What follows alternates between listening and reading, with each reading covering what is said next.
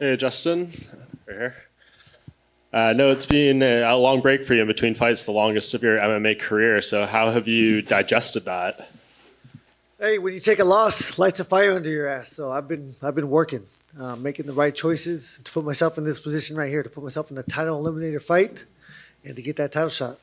Definitely. I mean, I know you said, like, after wars, you like to take time off and things like that, but the title fight wasn't necessarily that. So, like, do you see the upside to this, though, and, like, taking a long break and resetting a little bit? Yeah, I mean, so I fight twice a year. I fought Tony in May and Habib in October. That's two fights in a 5 6 month time span. So I'm still gonna, on average, fight, twice a year when it comes to my career.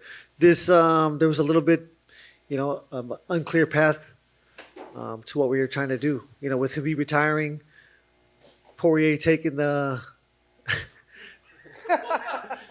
Poirier taking the title, the shot against McGregor for the money, which don't blame him at all.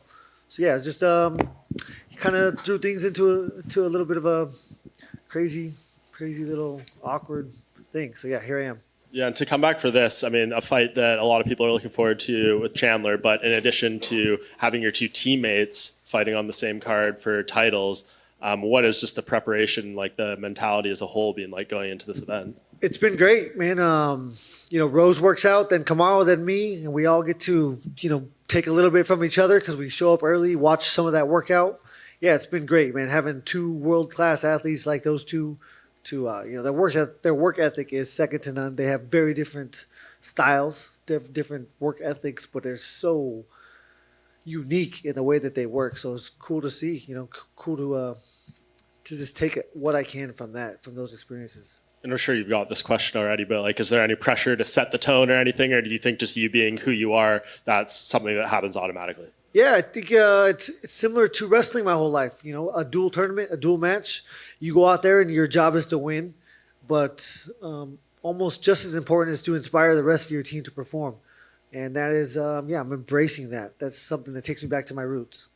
Have you seen Colby around? I know you've said he's like one of the most despicable people in the world. Only pedophiles and murderers are worse. I don't know if that was my quote, but that's a good one. I think it was. But any beef with him? I mean, obviously you're just rooting for your guy. I'm here to get a paycheck, and I'm not here to take a paycheck out of Kamaru's bank account. I don't want to fight him. So, yeah, no. I have a job. It's Michael Chandler. It's the only guy I get paid to fight this week, so that's the only guy I'll be fighting. And what do you think this kind of does for you in the division? I know you said on Betted that it's guaranteed title shot. Is that something someone at the UFC has told you, or is that just your belief? No, that's my belief. Yeah, I'm number 2. Yeah, who else? There's absolutely nobody else. So yeah, if not, we riot. Who do you expect to face, Poirier or Oliveira? I hope Poirier, because I want to exact my revenge. That's one of the most human traits, is wanting to exact revenge on somebody that has beaten you, especially in this sport. There's not many times you get that opportunity. So yeah, that would be a great chance. But Oliveira brings such a crazy style to the cage. I think for me that would be a great matchup. And obviously, you had the loss to Eddie and to Habib, but it seems like that Poirier fight really has kind of a special place because it seemed like the turning point that allowed you to become that guy who went on that run for the interim title. Yeah, at the end of the day, it's the only path I have to revenge. He's beat Poirier, or he's beat Alvarez. So with that, I can get both those fights back. I will never get the Habib fight back, and I'm okay with that. He's gone.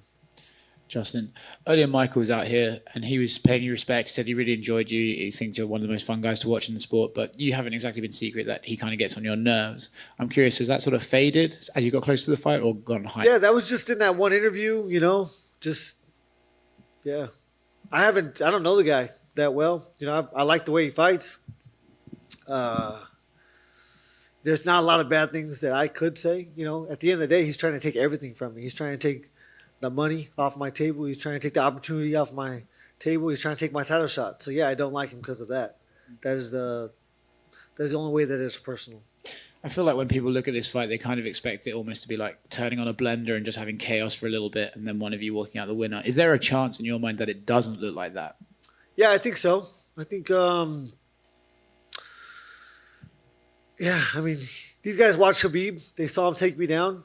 You know, many guys have tried to take me down in my career. He was the one that was successful, so maybe they see a path to victory there.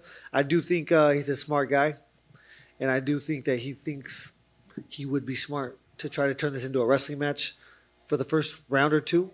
And so, yeah, that would if he was successful there, which he will not be, then it could suck, but not going to happen. He said earlier that your leg kicks are obviously amazing, but he said your punches aren't that special. But obviously, in your last few fights, your punches have been pretty special. You put a lot of guys away. Are you surprised he has that attitude? Yeah, I have 22 fights, 19 knockouts, 22 wins, 19 knockouts. I've knocked him out with my hands, my legs. So yeah, whatever. That doesn't make any sense. Yeah, I knocked. No one had ever finished Barboza. I put him out cold. Same with a few other guys. So I don't know how where that would come from.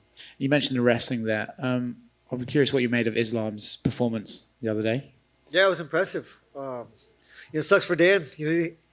A late replacement. He wasn't the guy coming off a full camp preparing for Islam. That's what that was.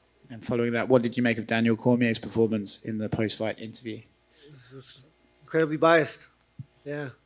Do you think that's going to be a problem coming up with these guys? As fighters retire and become commentators, they still have teammates in the sports. They're going to kind of find it harder and harder to put aside that bias. At the end of the day, I love Cormier. I don't, I felt it was my job that night to tweet and call it out because that's what I saw. Outside that, it doesn't matter. I think he knows that he should be in an unbiased mindset when he's doing this, and that probably, I would hope that that's important to him. Thank you. Justin, to your left over here. Would you say that you've significantly improved your wrestling since the Khabib fight? I would say, I'm a wrestler. I've wrestled my whole life. You guys watched that fight, and he got me down twice. It looked easy. I stopped a lot of his takedowns. Not a lot of people have stopped any of his takedowns, and I stopped, for the whole first round, for the first 4 minutes and 30 seconds. I was able to keep him off of me. I've certainly embraced it more. I've gone back and I've worked a lot more since that day. I've done a lot more grappling, that's for sure. Mostly for the cardio.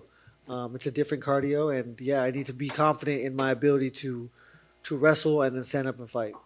In terms of exciting matchups, where would you say that Chandler ranks among all the fellow exciting guys you've fought? I'd say it's one of the most exciting. I don't think anybody has, no one's as explosive.